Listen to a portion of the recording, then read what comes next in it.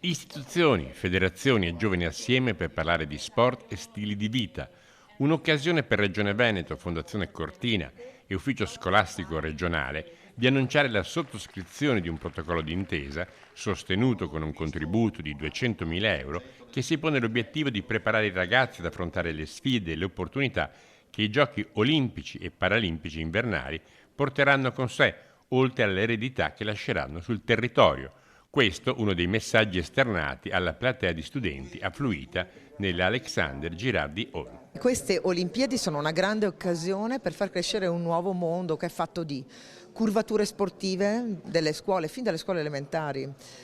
che significa attrattività per la montagna, perché avere una scuola di montagna che si occupa di attività sportiva principalmente nella carriera atleta, studente, significa anche attirare magari nuove famiglie, gli atleti più capaci. Poi vuol dire anche che questi grandi eventi portano attrattività in termini professionali. Le iniziative che verranno promosse punteranno ad educare le nuove generazioni ai valori del rispetto, dell'amicizia, del fair play per diffondere la cultura dell'inclusione, delle pari opportunità, abbattendo le barriere, per promuovere la partecipazione di tutti, per ispirare i giovani ad avvicinarsi allo sport e ad adottare uno stile di vita sano e attivo. I giovani non possono che essere il motore di questa